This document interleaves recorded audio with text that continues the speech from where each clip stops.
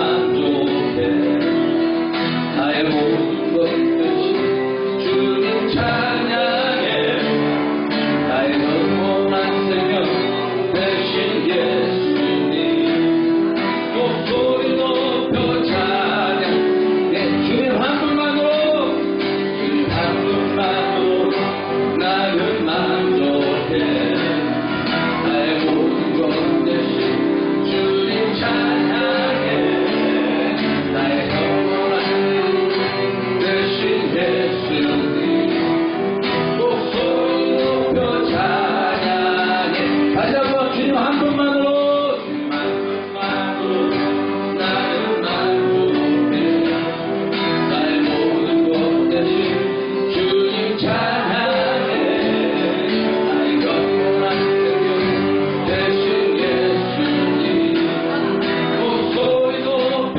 찬양해 주님의 크신 찬양해 주님의 크신 사랑 찬양해 나의 힘과 능력이 되신 너가 되었네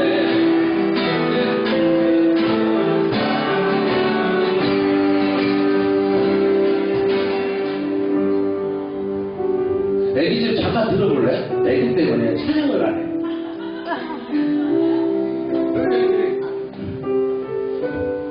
아, 나 어디서 내라. 나도 궁금하고 안 보여.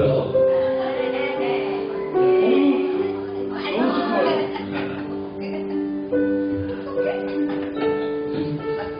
찬양을 하나도 안 해. 우리 다음 찬양에 지존하신 주님 앞 우리 집중하시고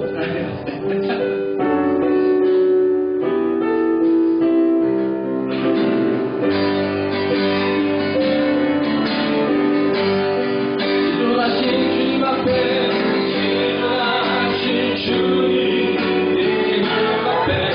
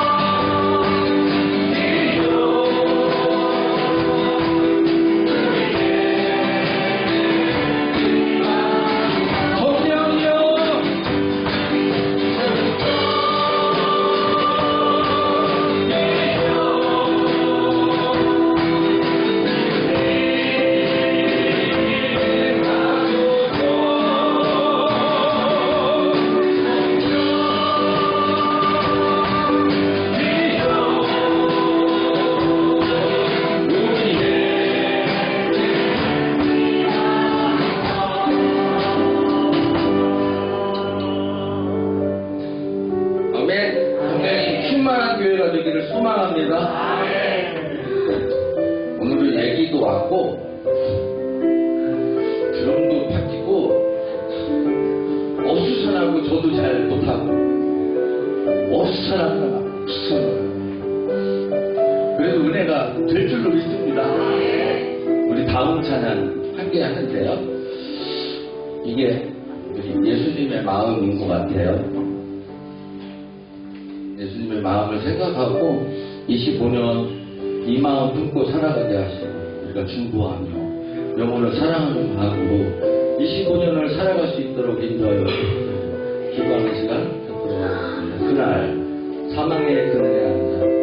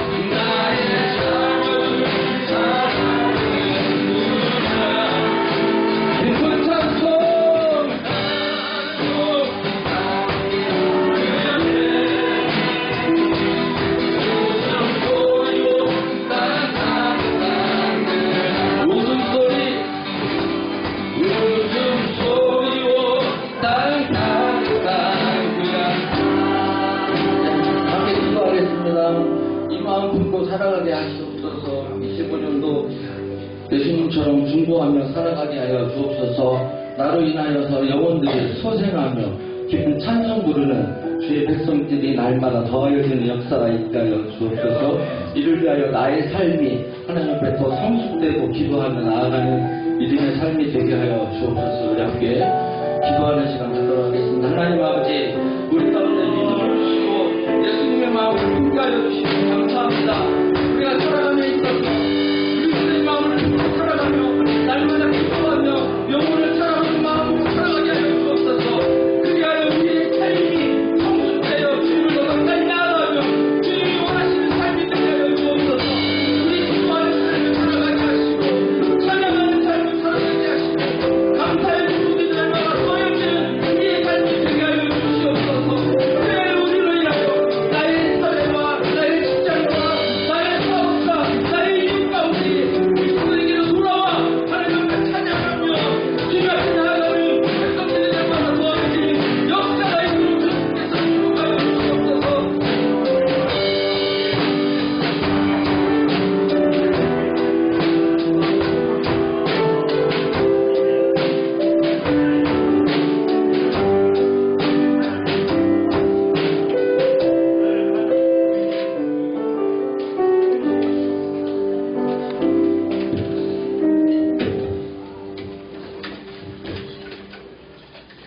다 같이 일어나서 찬양을 이어갑니다.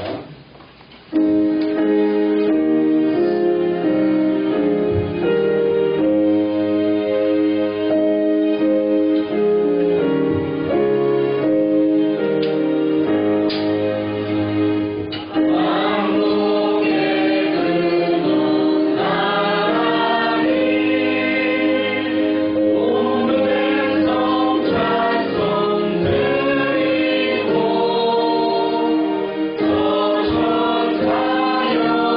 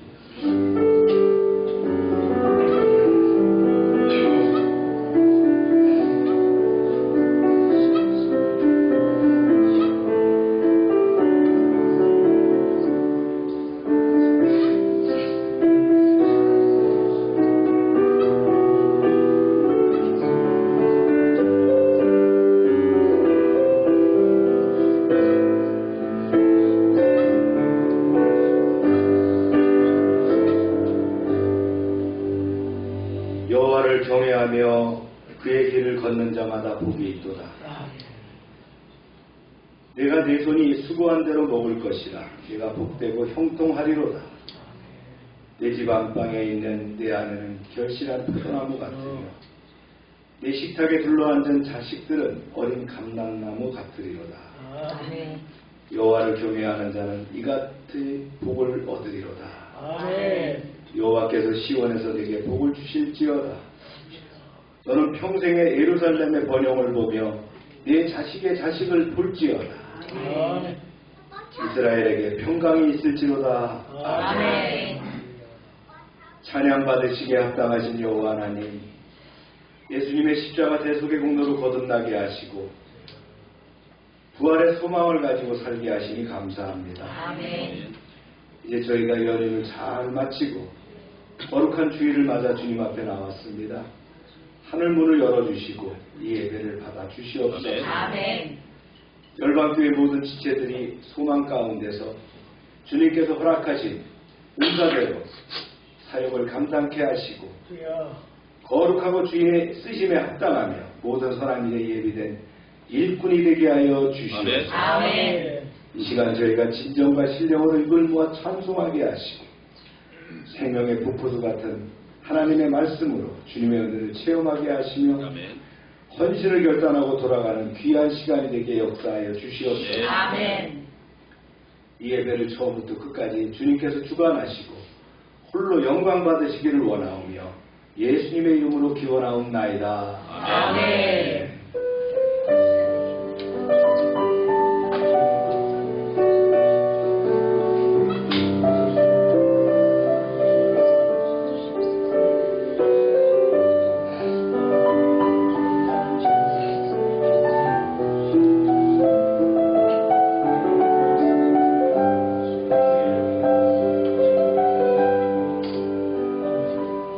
전능하사 천지를 만드신 하나님 아버지를 내가 믿사오며 그 외아들 구주 예수 그리스도를 믿사오니 이는 성령으로 잉태하사 동정녀 마리아를 하시고 본요 빌라에게 고난을 받으사 십자가에 못 박혀 죽으시고 장사한 지 사흘 만에 죽은 자 가운데서 다시 살아나시며 하늘에 오사 전능하신 하나님 우편에 앉아계시다가 저희전서 산자와 죽은 자를 심판하러 오시리라. 성령을 믿사오며 거룩한 공예와 성도가 서로 통하는 것과 몸이 잘 사는 것과 영원히 사는 것을 믿사옵나이다. 아멘. 자리에 앉으시기 바랍니다.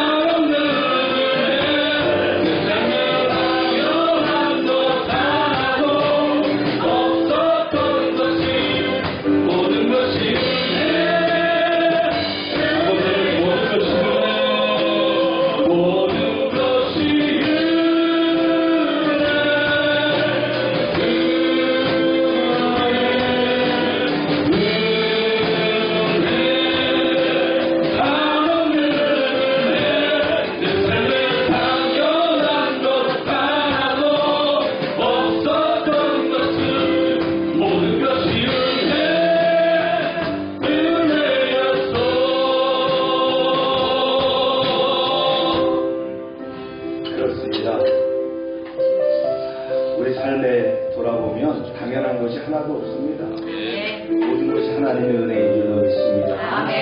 주님의 은혜를 기억하면서 여러분의 기도의 제목을 주님 앞에 내어놓으시기 바랍니다. 주여 하고 기도합니다. 주여 아버지 하나님 감사합니다. 아버지 하나님 모든 것이 내게 믿습니다. 아버지 모든 것이 내게 믿습니다. 아버지 우리의 기도의 제목 아버지 감사합니다. 주님만 믿습니다. 아버지 하나님 감사합니다.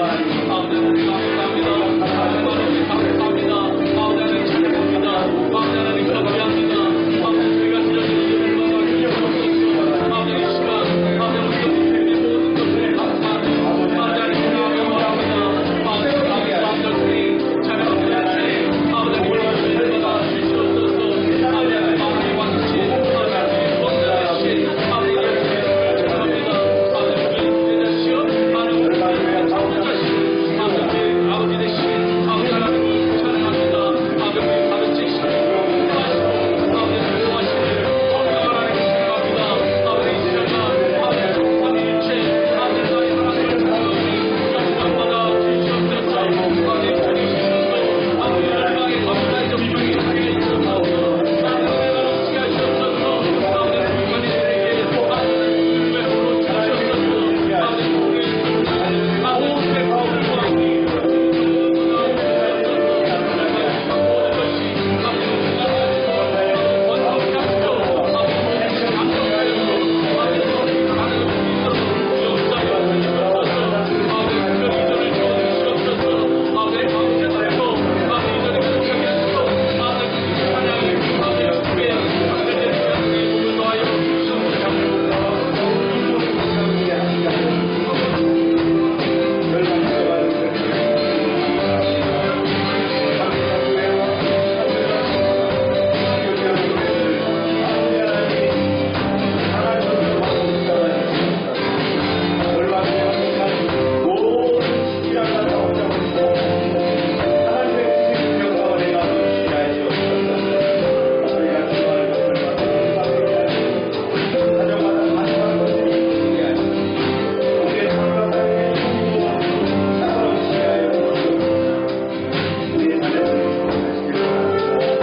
아버지 불만이들에게 아버지 외부로 주시옵소서.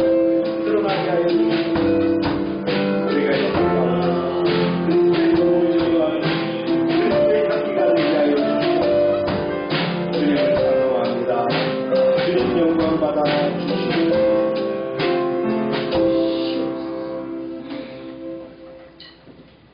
사랑과 은혜가 충만하신 우리 주 여호와 하나님, 감사와 찬송을 드리오니 받아주시옵소서. 오늘도 아무 공로 없는 저희를 위하여 주님께서 예배하신 이 귀한 예배에 참여하게 하심을 감사드립니다. 죽을 수밖에 없는 저희 영혼을 구원하신 예수 그리스도를 찬양하기 원하오니 받아주시옵소서. 2025년 내 저희에게 주신 모든 것이 합력하여 선을 이루느니라는 귀한 말씀을 새기며 살아가기 원합니다. 모든 근심과 걱정과 두려움을 다 하나님 앞에 내려놓고 오직 믿음으로 순종하며 기다리며 말씀 가운데 거룩한 삶을 살아갈 때 우리들의 진정한 구원자이며 위로자이신 하나님을 만나게 될 줄 믿습니다. 주님, 이 시간 입술을 열어 회개하게 원합니다. 강력한 회개에 임하시어 저희의 더럽고 추악한 죄들이 낱낱이 기억나게 하여 주시옵소서. 저희의 게으름으로 지상명령이신 영혼구원을 위하여 세상에 나아가지 못하였고 마음속에 항상 미워하고 원망하고 변명만 하며 시간을 허비하며 살았습니다. 이기적이고 불교만하며 더럽고 추악한 죄들을 십자가 보혈의 권명으로 깨끗이 사하여 주시옵소서. 2025년 한 해에는 주님의 강권적인 간섭하심에 순종하며 살아가기를 결단하는 시간 되게 하여 주시옵소서. 그리하여 사랑의 열매, 봉사의 열매, 섬김의 열매, 충성의 열매, 헌신의 열매로 주님께서 기뻐하시는 산제사로 드릴 수 있는 열방의 성도들이 되게 하여 주시옵소서. 하나님, 이 시간 목사님을 위하여 기도하기 원합니다. 강단에 세우신 주의 사자 목사님을 붙들어 주셔서 영권과 물권과 돌자를 보내시어 사역하실 때 독수리 날개치며 올라감 같은 새 힘을 날마다 얻게 하여 주시옵소서. 주님, 이름도 없이 빛도 없이 헌신하고 봉사로 수고하고 있는 열방의 각 기관의 손길들을 기억하시어 만사 형통한 복과 장수의 복을 허락하시고 하늘나라의 상급이 쌓을 곳이 없도록 쌓이는 복을 주시옵소서. 이제 예배를 시작하는 시간입니다. 사단막이 틈타지 못하게 하시고 이 자리에 참석하지 못한 열방의 성도들도 기억하여 주시기를 원하오며 예배의 모든 순서를 주님께 의탁하오며 살아서 역사하시는 예수님의 이름으로 기도드립니다.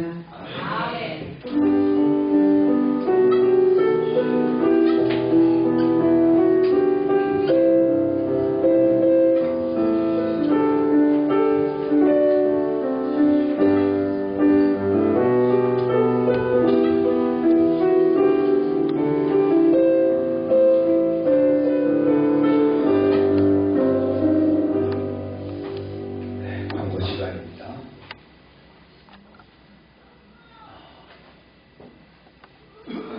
오늘 신희준이가 처음 교회 나왔어요. 하나씩 광고 끝나고 합니다. 그 다음에 집사임명과 안수 우리 신동무 형제 후보된장을 안수하겠습니다.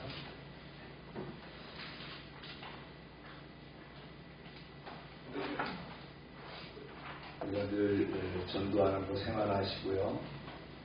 기도의 제목을 적어서 내주시기 바랍니다. 큐티 성실하게 해주시고요. 치명천 목사님 그 사모 강경희 사모가 급성 골수성 백혈병으로 지금 투병 중에 있습니다. 이화여대병원에서 치료 중인데 젊은 부교육자들이죠. 그 보험을 다 깨고 없대요. 우리가 알기로 그 백혈병은 고해감입니다. 그래서 지방에서 결의되기를 조금씩 이렇게 헌금하기로 했는데 우리 교회에서도 소정의 헌금을 보내드리도록 하겠습니다. 지하활동센터가 연휴 끝나고 나니까 일이 너무 많아서 제가 적기를 못해갖고 얼마나 일이 많을까. 우리 선생님들이 고생하죠.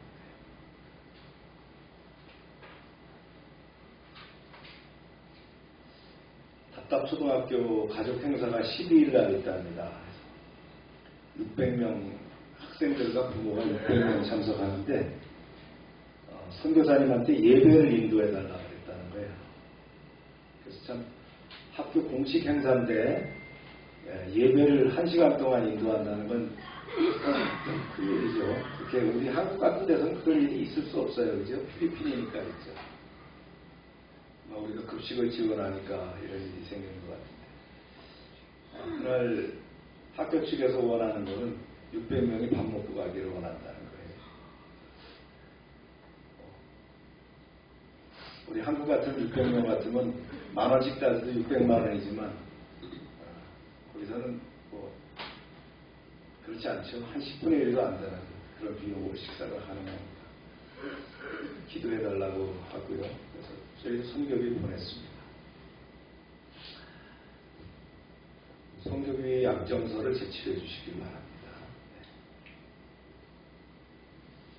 다 같이 읽을까요? 시작. 모든 것이 합력하여 선을 이루느니라. 하나씩 갖도록 하겠습니다.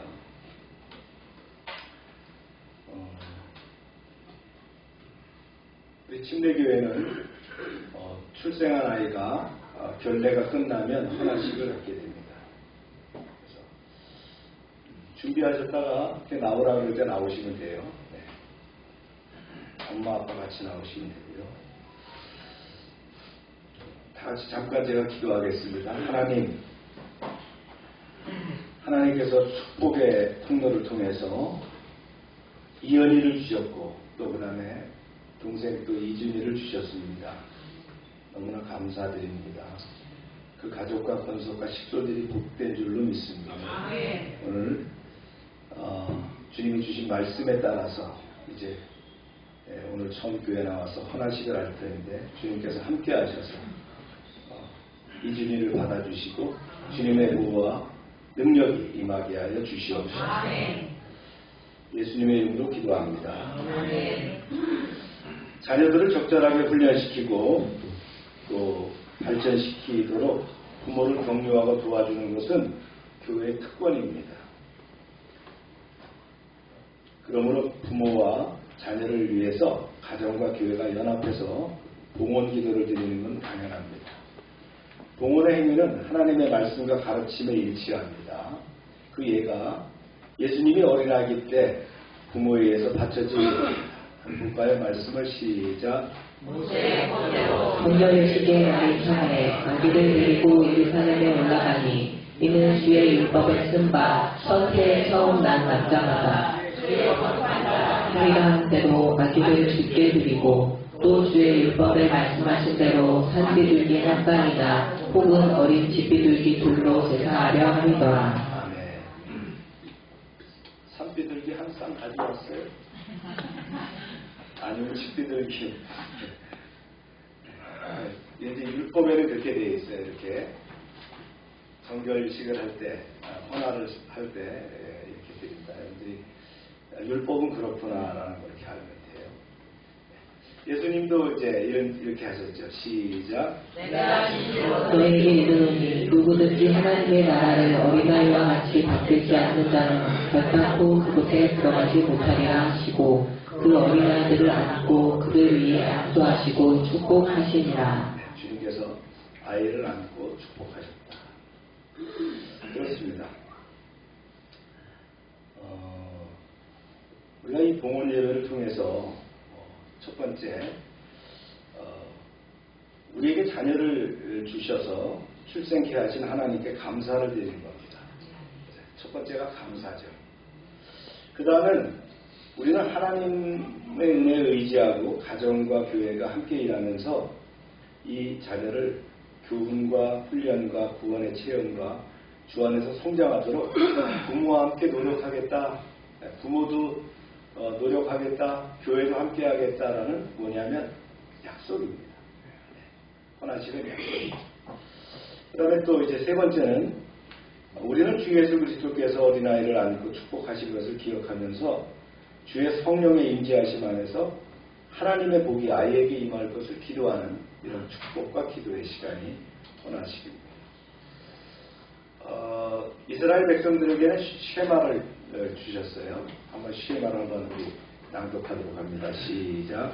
이스라엘 아들아 우리 하나님 여호와는 오직 유일한 여호와이시니 너는 마음을 다하고 뜻을 다하고 힘을 다하여 내 하나님 여호와를 사랑하라. 오늘 내가 내게 명하는 이 말씀을 너는 마음에 새기고 내 자녀에게 부지런히 가르치며 집에 앉았을 때든지 길을 갈 때든지 누워있을 때든지 일어날 때든지 이 말씀을 강론할 것이며. 아멘.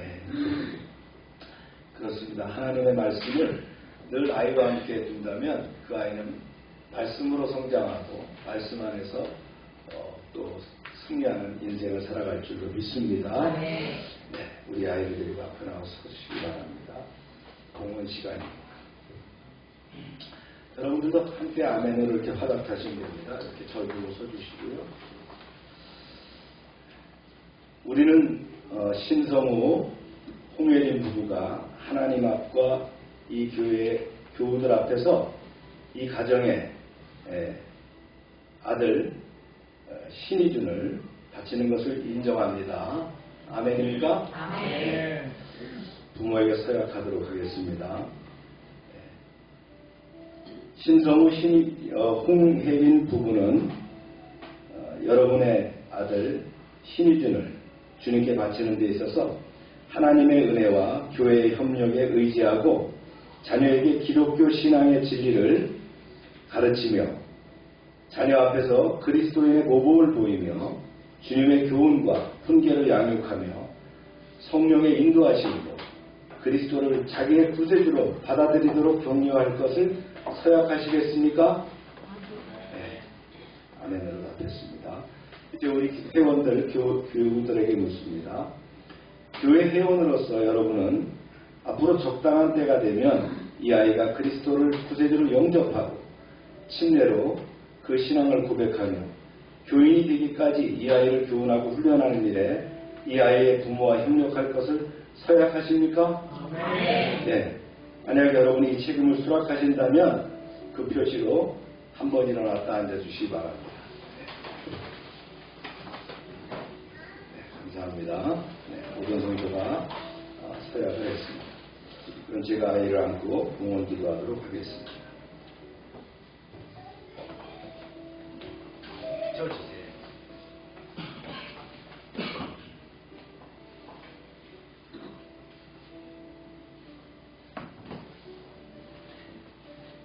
무조건 떨림이라는 것을 기도합니다. 생명의 주 하나님, 이 아이를 잉태하여 태어나게 하시고 건강하게 자라게 하시는 은혜를 감사드립니다.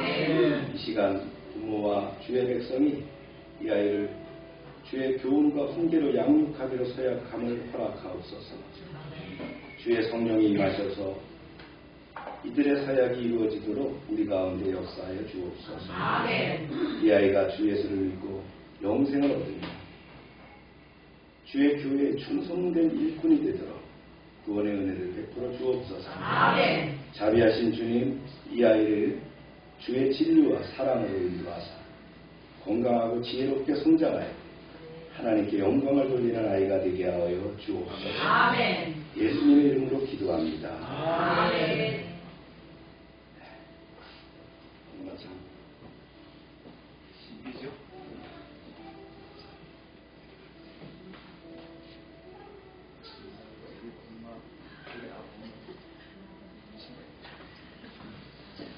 중에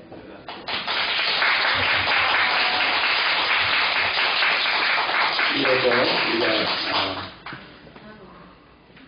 신성호 홍예린 우리가 식사 안수하도록 하겠습니다.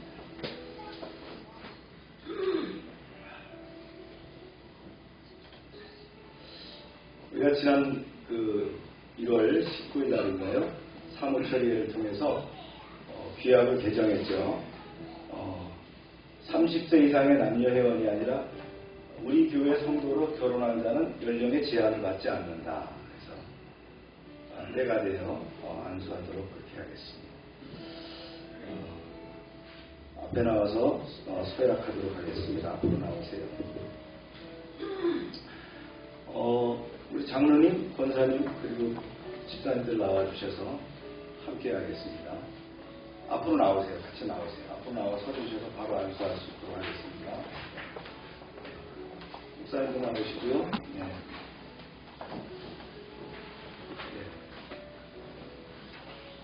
작은 아버지도 나오셔야 되지 않겠어요?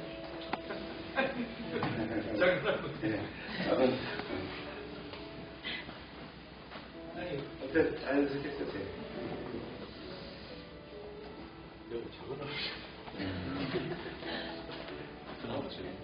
제가 한번 묻겠습니다. 두 분은 교회가 임명하는 이 직분을 받아들이십니까? 네. 두 분은 이 직분을 수행하는 데 있어서 더 효과적으로 역할을 감당할 뿐만 아니라 충성스럽게 감당하겠습니까? 네. 우리 교우들에게 묻습니다. 교우 여러분, 지금 서약한 사람들을 하나님께서 이 교회와 온 교우를 섬기는 일꾼으로 세우심을 인정합니까? 네. 우리가 안수하도록 하겠습니다. 우리 신성호 형제부터 이렇게 안수합니다. 다 같이 손원과 안수하겠습니다. 신성호 형제는 다 같이 오세요. 네. 다 같이 머리도 손 얹어도 됩니다. 네. 다 얹어주세요. 다 얹어주세요.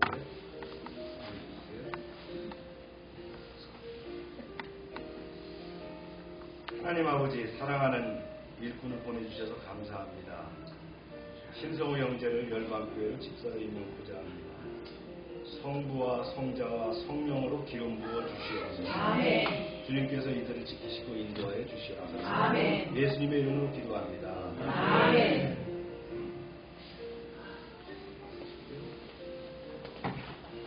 감사합니다. 네. 아시죠?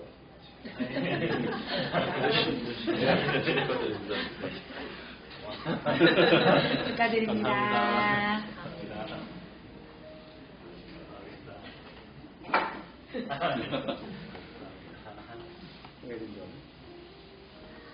자, 손 얹어 주세요.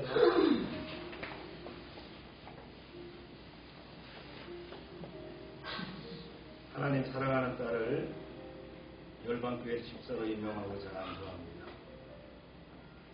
성부와 성자와 성령으로 기름 부어 주시옵소서. 아멘. 하나님의 귀한 일꾼으로 쓰임 받게 하여 주시옵소서. 아멘. 예수님의 이름으로 기도합니다. 아멘.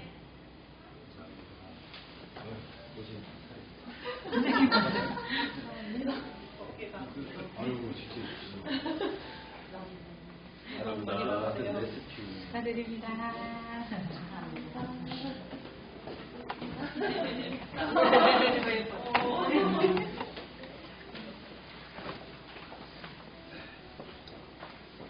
우리 교회가 이제 집권자를 세우셨습니다.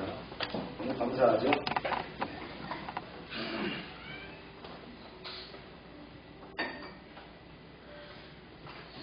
이게 초대교회 방식이죠. 네. 사도행전에 보면 7 집사를 세울 때 안수하여 세웠다 하고 있습니다. 저희 교회는 서리 집사는 말을 안 씁니다. 네. 전부 집사는 안 해도 되는 사람들.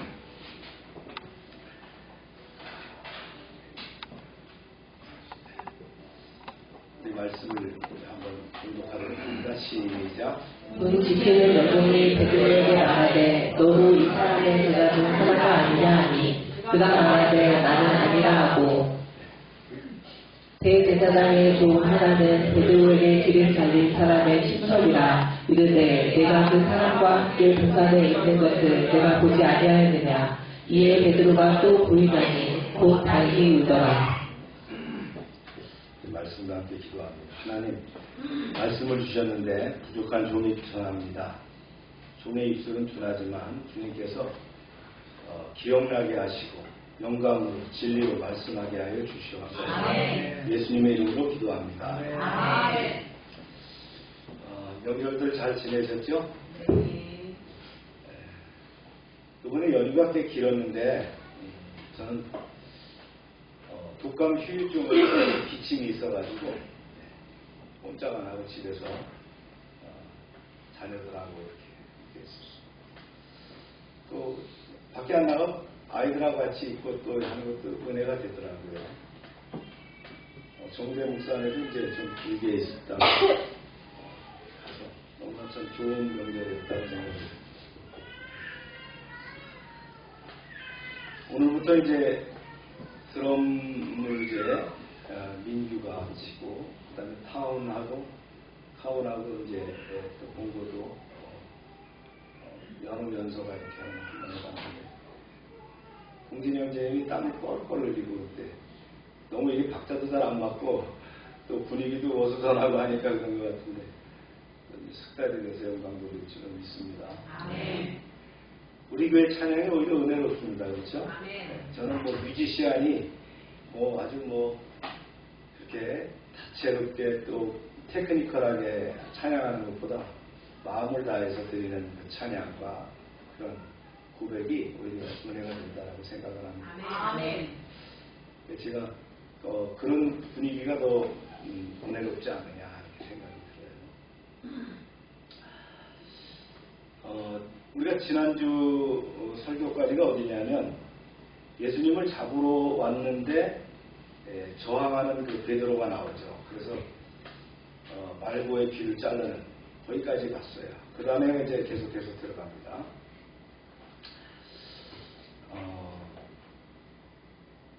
베드로가 주님이 만류하시니까 움찔하면서 검을 걷었습니다. 그러자 성전 경비병들과 그 다음에 군사들이 일제히 우르르 달려들어서 예수님을 체포합니다. 그리고는 밧줄로 꽁꽁 묶어서 전직 대제사장의 부장이었던 안나스의 집으로 끌고 가게 됩니다. 그때가 새벽이에요.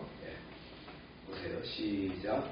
이에 군대와 청정과 유대인의 아랫사람들이 예수를 잡아 결박하여 먼저 안나스에게로 끌고 가니 안나스는 그의 대제사장인 가야바의 장입니다. 가야바는 유대인들에게 한 사람이 백성을 위하여 죽는 것이 유익하다고 권고하던 자더라.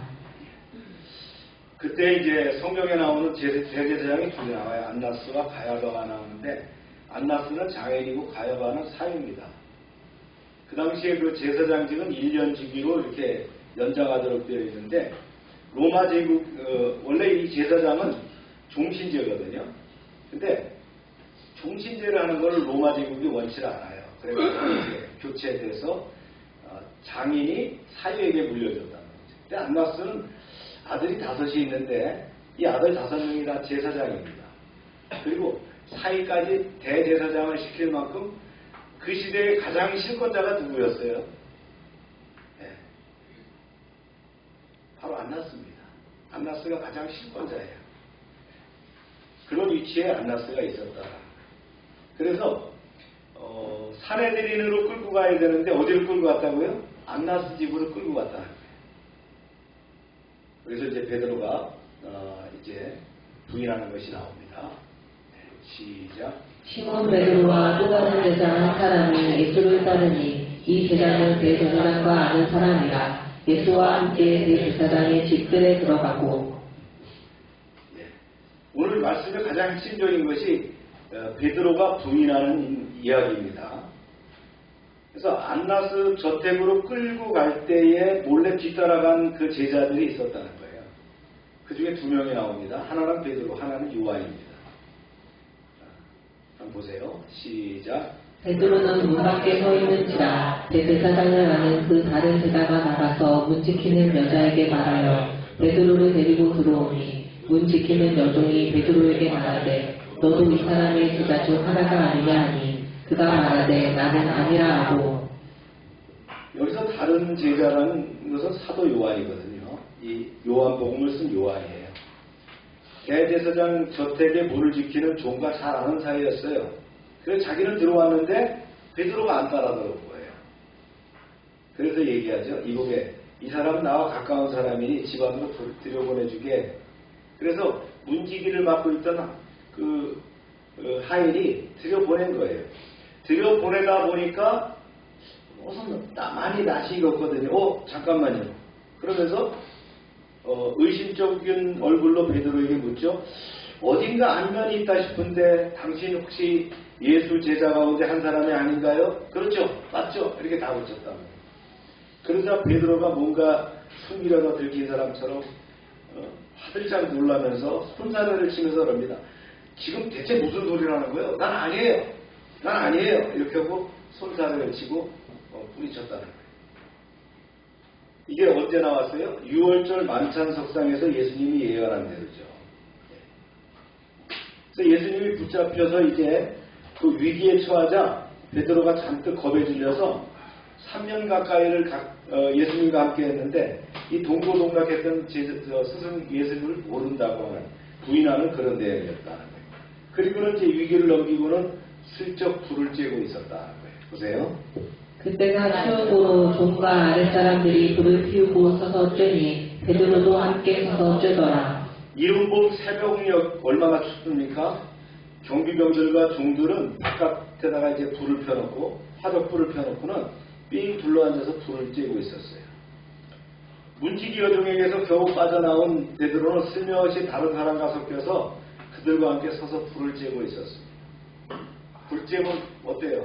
불멍하면 탁탁 소리가 나죠. 이런 소리를 내면서 타오르는 장작불이 새벽녘에 쌀쌀한 추위를 녹여주고 있었다. 이런 상황 속에서 대제사장 안나스가 신문을 합니다. 보세요. 시작. 대제사장이 예수에게 그의 제자들과 그의 교훈에 대하여 물으니 그대는 답해라. 그대를 따르는 제자들에게 그대가 가르친 것이 무엇인지 숨기지 말고 진술하라. 꼬치꼬치 캐묻는 거예요. 뭘 가르쳤느냐. 예수님이 뭐라고 답변하는가 보세요. 시작. 예수께서 대답하시되 내가 드러내놓고 세상에 말하였노라. 모든 유대인들이 모이는 회당과 성전에서 항상 가르쳤고 은밀하게는 아무것도 말하지 아니하였거늘 어찌하여 내게 묻느냐. 내가 무슨 말을 하였는지 들은 자들에게 물어보라. 그들이 내가 하던 말을 아느니라. 진실로 그랬죠? 예수님은 복음을 공공장소에서 가르치셨어요. 뭐 비밀리에 지하에 가서 가르치고 뭐 숨어서 레지스탕스를 한 게 아니란 말이에요. 공공장소에서 회당과 성전에서 공개적으로 가르치셨어요. 하나님 나라의 진리를 몰래 가르치거나 숨길 이유가 없었기 때문이죠. 예수님 당당하게 가르치셨어요. 그래서 안나스의 질문은 아무 쓸데없는 허튼 질문이었어요.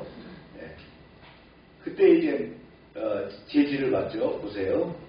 이 말씀을 하시매 곁에 섰던 아랫사람 하나가 손으로 예수를 쳐 이르되 내가 대제사장에게 이같이 대답하느냐 하니 예수께서 대답하시되 내가 말을 잘못하였으면 그 잘못한 것을 집어넣어라. 바른 말을 했으면 내가 어찌하여 나를 치느냐 하시더라. 안나스가 예수를 결박한 그대로 대제사장 가야바에게 보내니라. 아니 이자가 대제사장님께 감히 이따위로 대답하다니 가까이 있던 경비병 하나가 말이죠. 손바닥으로 예수님의 뺨을 쳤어요. 그러자 예수님께서 경비병을 향해서 말씀하시죠. 내 말이 거짓이라면 무엇이 잘못됐는지 증거를 대보시오. 사실대로 말하는 사람을 함부로 칠 수 있어? 이게 대체 무슨 경우요? 그때 이제 제사장이 그만하라. 보아하니 저자는 내게 제대로 답할 것 같지가 않다. 그러니 저자를 가야바에게로 보내라. 이렇게 된 거예요. 신문이 생각한 대로 풀리지 않지 안나스는 예수를 결박한 채로 예수님을 가야바에게로 보냈어요. 가야바 누구라고요? 안나스의 사유고 현재 대제사장이라고. 그러니까 유대에 있어서 최고 의결기관인 산헤드린의 수장이 바로 가야바입니다. 가야바에게 보냈습니다. 이런 상황 가운데서 있었던 또 다른 그 두 번째 부인을 보겠어요. 재차 부인하는 것을.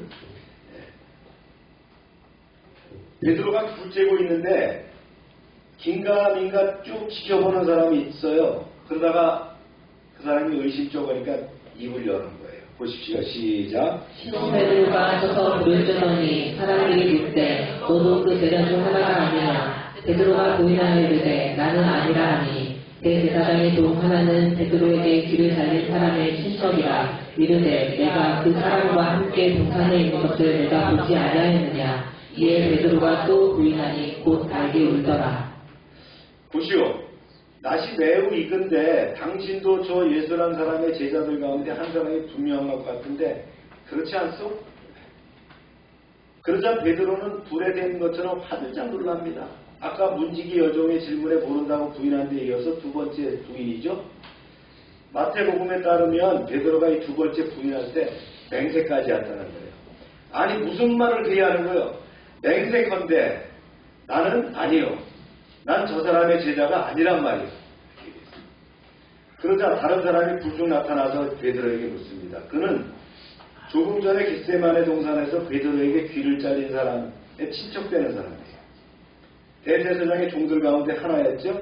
그가 자신의 말이 틀림없다는 듯 베드로를 몰아세우면서 말합니다. 당신이 감람산에서 저기 있는 예수란 자와 함께 있는 것을 내 눈으로 똑똑히 보았어. 아무리 봐도 당신은 예수의 제자가 틀림이 없어.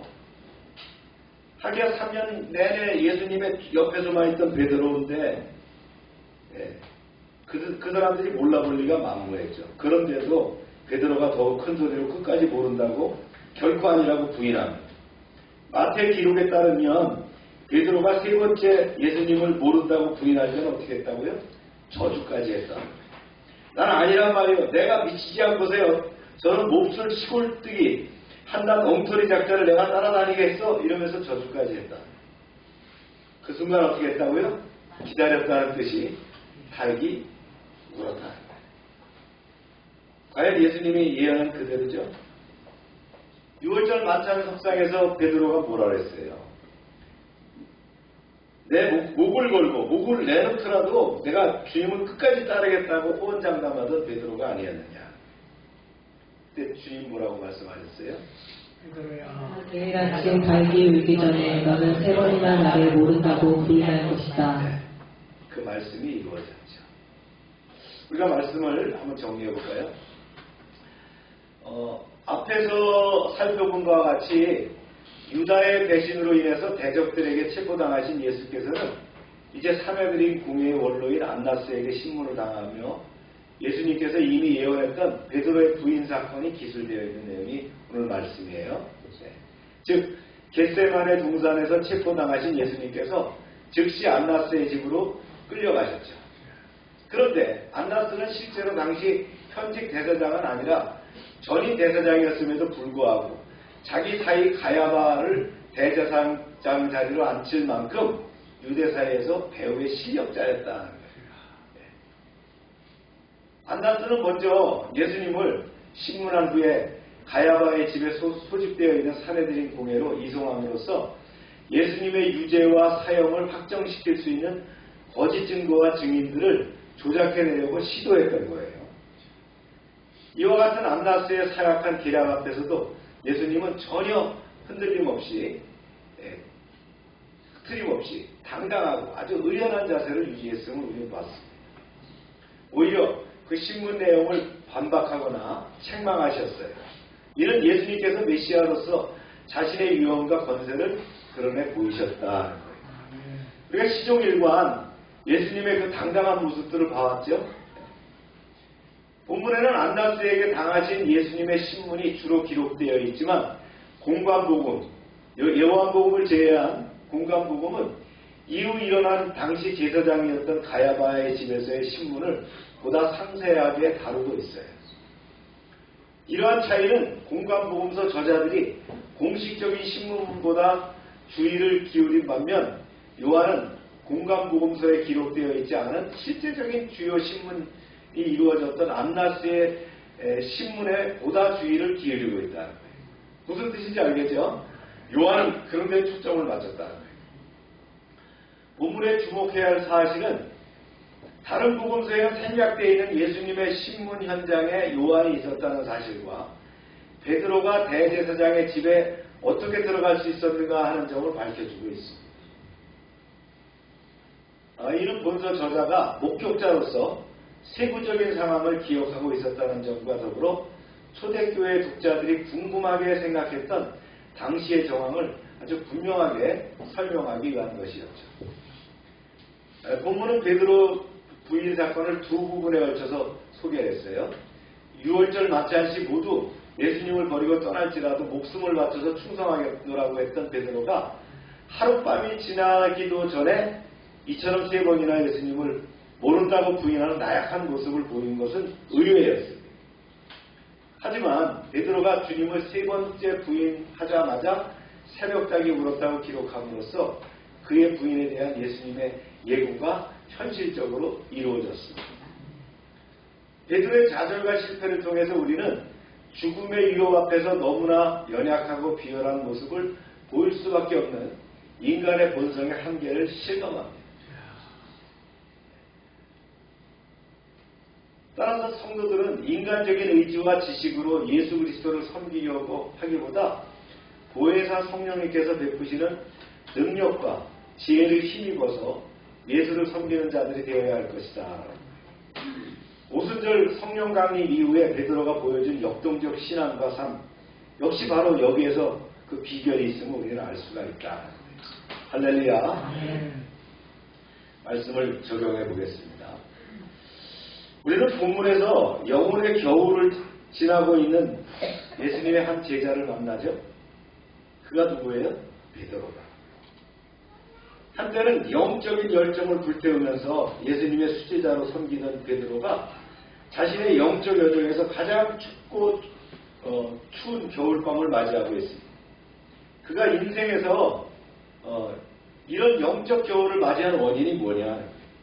우리도 그럴 수 있다는 거예요. 첫 번째는요, 멀찍이 예수님을 따랐다. 오늘 15절 본문에 보면 시몬 베드로와 또 다른 제자가 어떻게 해요? 예수를 따르니 그랬어요. 그런데 같은 사건을 기록한 마가복음을 보면 이렇게 했어요. 베드로가 예수를 멀찍이 따라 이렇게 기록해요. 멀찍이 따라갔다는 거예요. 멀찍이.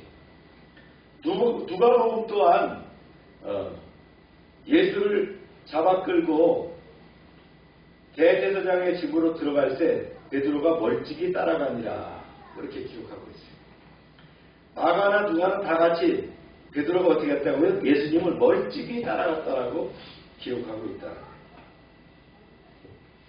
예수님이 체포돼서 신문하고 있는 과정 중에도 대제사장 집에 도착한 그는 한동안 문 밖에서 서거리고 있어요. 들어가도 못했어요. 그러다가 요한에 의해서 들어가게 됐죠. 16절에 보니까 베드로는 문 밖에 서 있는지라 멀찍이 있다는 거예요. 예수님은 이미 사태가 예수님에게 불리하게 작용될 것을 판단한 그는 예수님을 가까이 하니 곧 자기에게 손해될 것이다, 이런 판단을 했던 거죠. 그래서 그는 무의식적으로 예수님과 자신 사이에 거리를 두고 멀찍이 있었던 거예요. 예수님을 가까이 따르는 성도들에게 신앙이 시험받는 위기를 극복한다는 것은 쉬운 일이 아니에요. 그런데 멀찍이 따라간 사람은 어떻게 되냐는 거예요. 이럴 때 어떻게 위기를 극복할 수 있을 거냐. 1980년대 영국에 사라 애덤스라는 여배우가 있었는데요. 그런 인기 절정에서 섹스피어의 맥베스에서 맥베스 부인의 역할을 했습니다. 주연급이죠. 그런데 무리한 활동으로 쓰러지게 돼요. 그래서 이 배우는 자신의 건강보다 이제 다시는 무대에 설 수 없다는 좌절감 때문에 깊이 절망하게 됩니다. 그런데 창세기 28장을 읽으면서 좌절했던 믿음의 조상 야곱의 꿈을 통해서 다시 만나주는 하나님을 묵상하게 됩니다. 거기서 펜을 들고 한 편의 시를 써내려가죠. 그 시가 이제 세계적인 찬송이 됩니다. 바로 이런 내용입니다. 내 주를 가까이 하게 함은 십자가 진 같은 고생이나 내 일생 소원은 늘 찬송하면서 죽게 더 나가기를 원합니다. 저도 참 애창하는 부분입니다. 내 고생하는 것 옛 야곱이 돌베개 베고 잠났습니다. 꿈에도 소원이 늘 찬송하면서 죽게 더 나가기 원합니다. 우리의 소망이 되어야 됩니다. 천성에 가는 길 험하여도 생명길 되나니 은혜로다. 천산을 부르니 늘 찬송하면서 죽게 더 나가기 원합니다. 1절 보니까 내 주를 가까이 하게 하면 십자가 진 같은 고생이나 그러나 더 가까이 나가길 원합니다.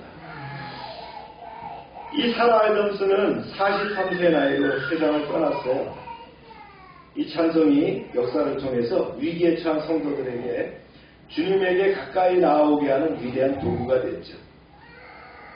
이 찬송에 나오는 영화를 기억합니다. 어느 영화가 있을까요? 네, 맞아요. 타이타닉을 보면 여기서 이제 밴드 마스터였던 월리스 히틀리가 그런 배가 침몰돼가는 그 순간까지 연주하는 거예요. 내 주를 가까이 하게 하고 그런 가운데 사람들이 또 여인들과 아이들이 작은 배에 옮겨 타고 배는 점점 기울어져 갈 때 마지막까지도 이 찬송을 부르게 되는 거죠. 그래서 수많은 그 영혼들을 주님께로 가까이 인도할 수 있었어요. 그에게는 마지막 순간 주님을 가까이 하니 가장 중요했던 것이죠. 우리가 마지막 순간 오히려 주님을 가까이 하는 것이 중요하고 나이가 들어도 정신줄을 놓지 말아야 돼요. 나이가 들면은요 치매에 걸리거나 아니면 아예 내가 예수 믿고 구원받았는지 이게 놓치게 되는데 이거 놓치지 않게 해달라고 기도해야 될 줄을 믿습니다. 더욱더 가까이 마지막까지 생생하게 주님을 바라보고 기도할 수 있어야 된다. 사랑하는 여러분, 우리는 어떻습니까 지금? 주님을 가까이서 따르고 있습니까? 아니면 시몬 베드로처럼 멀찍이 따라가고 있습니까? 주님을 가까이 따라가는 여러분 되시기를 축원합니다. 두 번째, 이 겨울이 어떻게 오느냐. 시몬 베드로가 영의 겨울을 맞이한 또 하나의 원인이 있었죠. 보세요. 시작. 그때가 수용으로 종과 아랫 사람들이 불을 피우고 서서 쬐니 베드로도 함께 서서 쬐더라. 베드로에게 이 새벽에 말이죠. 유일한 위로는 뭐예요? 불쬐이었다. 추운 겨울에 불을 쬐다는 것이 잘못이라고는 할 수 없어요. 누구라도 그렇게 할 수 있어요. 육체를 지닌 인간이 육적인 편리를 추구하는 것을 비난할 수 없는 인지상정이죠. 하지만 문제는 육신적인 위로만을 구했다는 거예요. 자기의 식어지는 믿음에 불을 붙일 생각은 없었다는 거예요. 우리가 이럴 때를 기억해야 됩니다. 이런 위기 때에 내가 육신적인 안락을 찾으려고만 하느냐, 이때도 오히려 믿음에 불을 붙여야 된다. 사도 바울은 그 제자에게 편지할 때에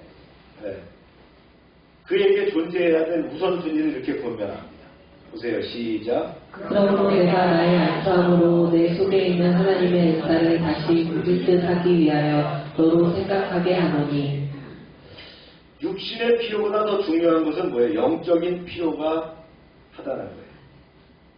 오늘날 문명이 발달하고요. 우리가 더 육신의 안위를 도모하는 그런 상황으로 전향되고 있지 않습니까?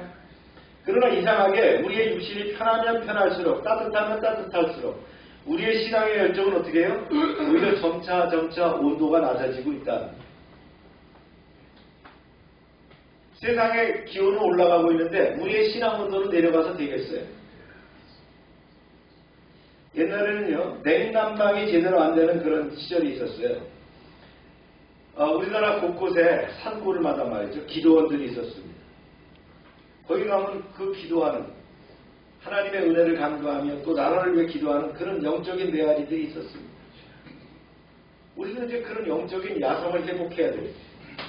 저도 신학교 다니면서 기도원에 가면 겨울엔 안방이 없어요. 침낭을 갖고 가서 그 침낭 속에 들어가서 발을 비벼가면서 기도했던 생각이 납니다.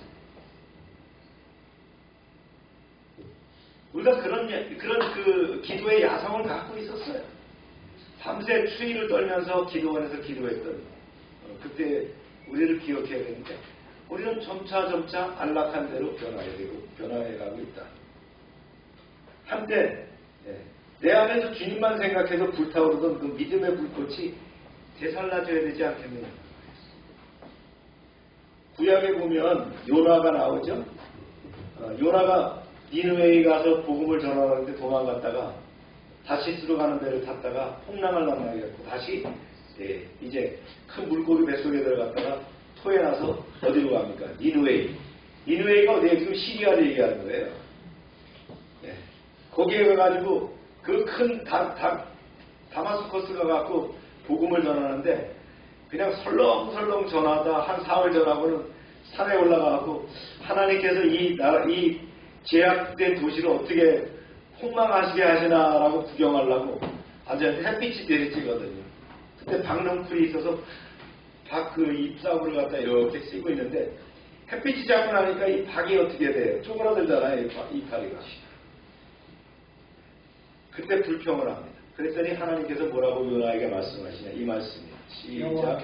여호와께서 이르시되 내가 풀도 아니하였고 재배도 아니하였고 하룻밤에 갔다가 하룻밤에 말라버린 이 방 너클을 아꼈거든. 하물며 이 큰 성읍 니네에는 물을 구별하지 못하는 자가 70만여 명이요 가축도 많이 있나니 내가 어찌 아끼지 아니하겠느냐. 자기 머리 위에 있는 그늘을 만드는 그 박넝쿨을 아끼면서도 니느웨이 성읍의 그 생명의 가치를 망각한 그를 하나님이 꾸짖으시는 것으로서 요나서는 막을 내립니다.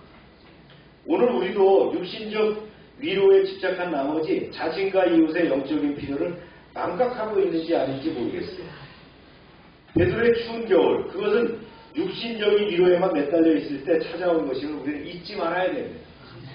만약에 우리가 그런 영적인 갈급함이 놓쳤다면 그 육적인 겨울이 올 수 있다는 것을 우리는 기억해야 됩니다.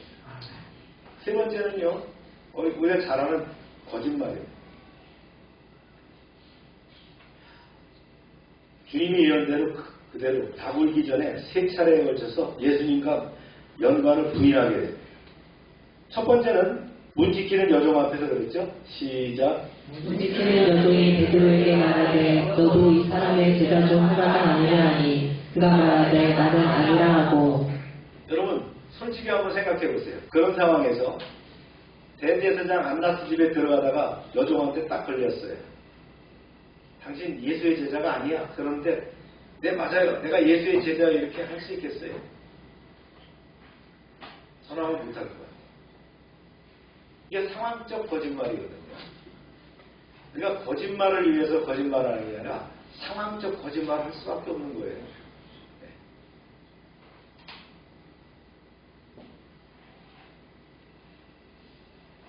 두 번째 불제된 사람들 앞에서요. 시작. 시몬 베드로가 서서 불을 쬐더니 사람들이 묻되 너도 그 제자 중 하나가 아니냐. 베드로가 부인하여 이르되 나는 아니라. 예. 베드로가 맹세하면서 아니라고 했다잖아요. 세 번째 제사장의 종 앞에서는 시작. 대제사장의 종 하나는 베드로에게 길을 살린 사람의 친척이라. 이르되 내가 그 사람과 함께 동산에 있는 것을 내가 보지 아니하였느냐. 딱 걸렸죠? 네. 그때 저주까지 했다는 거예요. 그랬더니 어떻게 됐다고요? 이에 베드로가 또 부인하니 곧 알게 울더라. 이게 우리의 모습이 아닌가요? 상황적으로 이럴 수밖에 없는 모습. 우리가 늘 깨어서 기도해야 될 줄은 있습니다. 자, 그런 상황이라고 할지라도 우리는 거짓말 없이 담대하게 복음을 증거하며 나를 밝힐 수 있는 그런 믿음을 지켜야 된다고 믿습니다.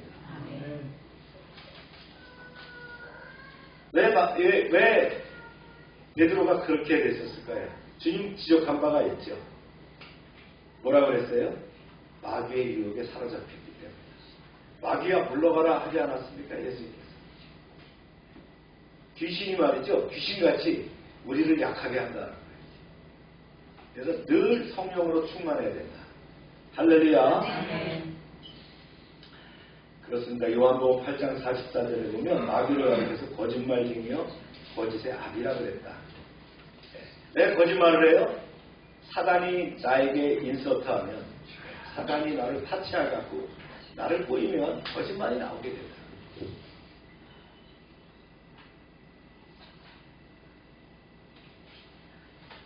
제 기도 수첩에 이렇게 적어놓은 게 있어요. 한 10가지 적어놨어요. 제가 말을 하는 데 있어서 실수할까 봐.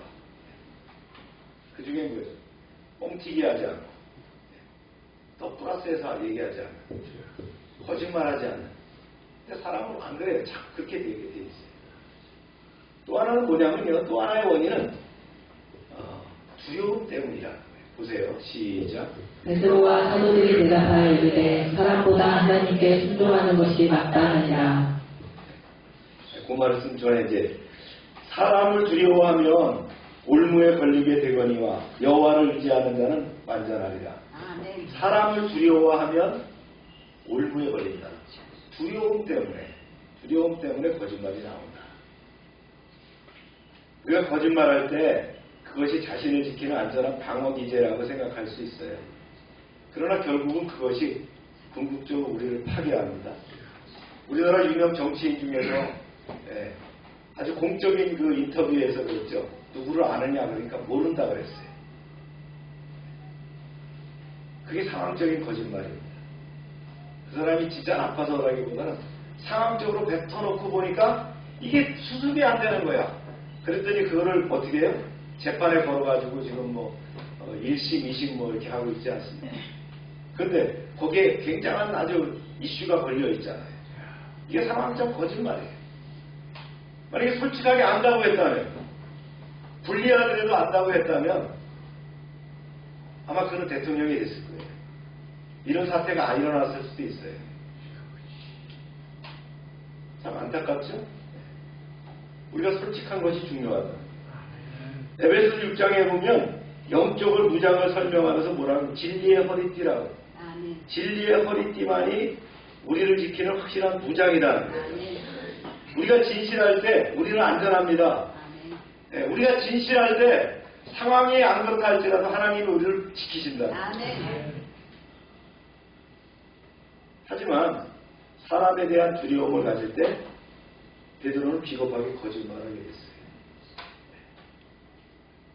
그러나 훗날에 이 동일한 제자 베드로가 오순절에 성령으로 충만해서 변화된 모습을 우리는 기억하고 있죠. 그가 감옥에서 풀려나와서 다시 복음을 담대하게 증언하다가 또 체포돼서 공회에서 재판을 받을 때 그는 이렇게 말합니다. 시작. 베드로와 사도들이 대답하여 이르되 사람보다 하나님께 순종하는 것이 마땅하니라. 그렇죠. 얼마나 큰 변화입니까? 베드로는 실패자였지만 영원한 실패자가 아니었다는 거예요. 그는 다 굴기 전에 주님의 말씀을 기억하고 회개함으로 다시 주님께로 돌아온 거예요. 예루살렘 그 시온산 언덕에 가보면 베드로의 통곡을 기념하는 갈리칸트 교회가 있어요. 이 교회 영상 좀 준비해 주세요. 이 교회 예배당 꼭대기에 뭐가 있냐면 닭이 있어요. 닭이. 그 닭이 왜 있는 건지 아세요? 여러분들 외국에 나가보면 닭이 있어요. 닭이. 이 십자가. 그렇습니다. 그게 바로 베드로의 닭입니다. 닭이 울기 전에 거짓말하지 말라는 거예요. 부인하지 말라는 거예요. 그 표시거든요. 그는 성령 받고 성령 충만한 제자가 되어서 우리가 지난번에도 제가 한번 설교했죠. 네. 로마로 다시 나오다가 주님을 만나죠. 주님이 그러죠. 불타고 있는 로마로 내가 간다. 내가 복음을 전하겠다니까. 아닙니다 주님 제가 가겠습니다라고 거기에 가서 거꾸로 십자가에 매달렸던 베드로 이야기를 우리가 해요. 오늘은 이 다굴기 전에 3번 거짓말을 하고 행복했던 베드로의 이야기. 이게 이제 이 이야기를 다윗과 요나단이 친구의 고백이라고 하는 찬양을 했던 걸 우리가 들으면서 말씀을 마무리합니다.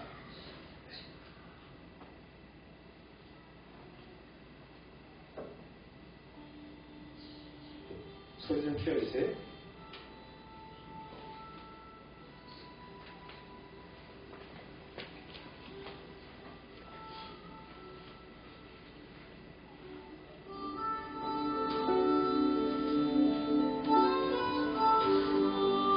다윗과 요나단이죠. 친구의 고백이라는 거예요.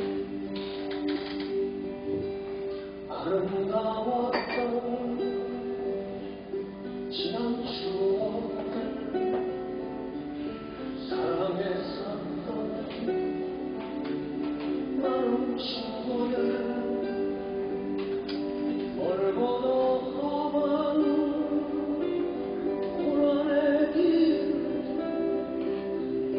나 이제만 오신 주님을 위하여 떠나야지 수없이 많은 사람들 위해 당신이 바친 고귀한 이세 영원히 당신과 함께 있도다 사랑의 십자가를 맞이하네 지난 6월절 저녁 성찬 때 주님과 함께 마시던 빗잔 그 일이 문득 생각이 나면 어느새 내 뺨에 주르륵 눈물만이 흐릅니다. 수없이 많은 사람들 위해 당신이 바친 고귀한 이세 영원히 당신과 함께 있도다 사랑의 십자가를 맞이하네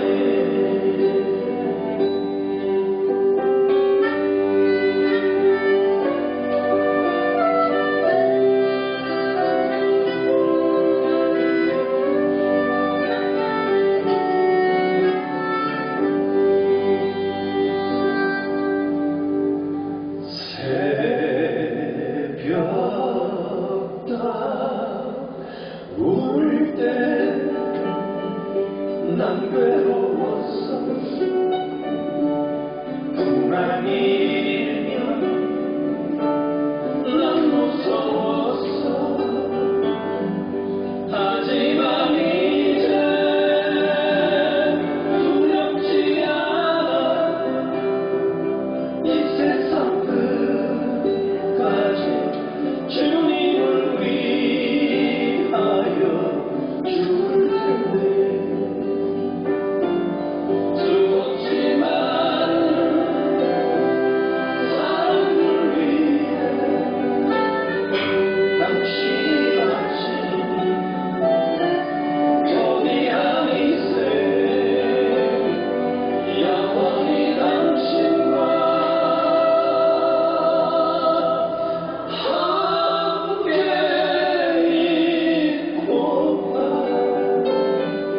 사랑의 십자가를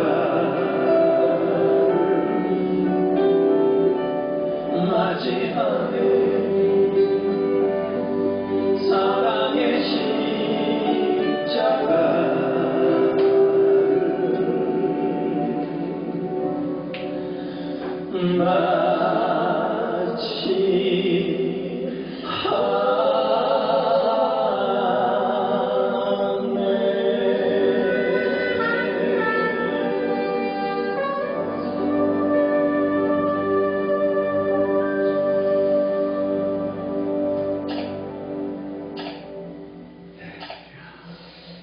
우리도 그렇게 할 수 있을까요? 이 추운 방황의 자리에서 일어나서 우리도 말씀을 다시 붙들고 회개와 믿음으로 믿음의 십자가를 지고 주님을 가까이 따르기로 결심할 수 있을까요? 새벽 다물기 전에 그렇게 하는 여러분 되시길 축원합니다. 아멘. 기도합시다.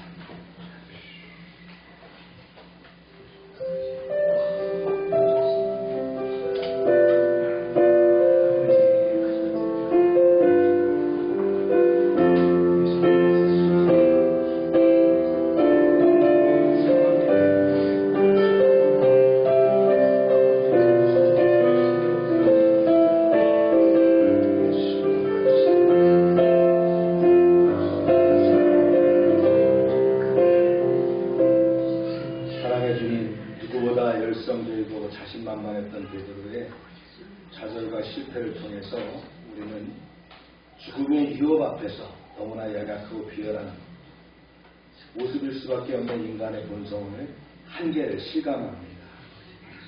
베드로의 인생의 겨울은 멀찍이 예수님을 따랐기 때문입니다. 입신적인 위로만을 구했고 상황적인 비겁한 거짓말을 했습니다. 베드로는 실패자였지만 영원한 실패자가 아니었습니다. 그는 다굴기 전에 주님의 말씀을 기억하고 회개함으로 다시 주님께로 돌아온 것입니다. 주님, 우리도 그렇게 할 수 있습니다. 이 추운 겨울 방황의 자리를 박차고 일어나서 말씀과 함께 회개와 믿음으로 십자가를 지고 주님을 더 가까이 따르는 그런 믿음의 성도 되게 하여 주시옵소서. 2025년은 협력하여 손을 이루는 해입니다. 주님의 섭리와 주관하심이 온전한 우리의 믿음 안에서 감당하지 못할 시험을 이기면서 주님의 놀라운 이적을, 그 표적을 바라보는 한 해가 되게 하여 주시옵소서. 예수님의 이름으로 기도합니다. 우리 다 같이 일어나셔서 찬송합니다.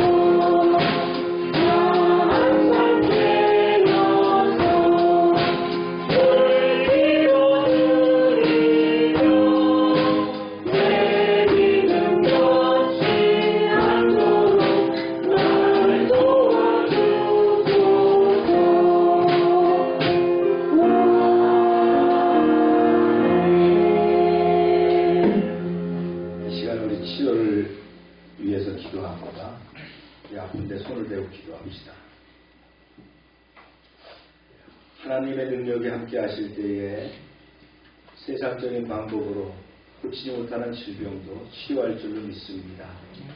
이 시간 성령님 역사하셔서 우리를 안수하시고 치유하여 주시옵소서. 예수 이름으로 명령한다. 모든 질병은 다 떠나갈지어다. 병은 마르고 깨끗하게 될지어다. 이 시간 역사하셔서 우리를 치료하시고 회복시켜 주시옵소서. 온전케 하여 주시옵소서.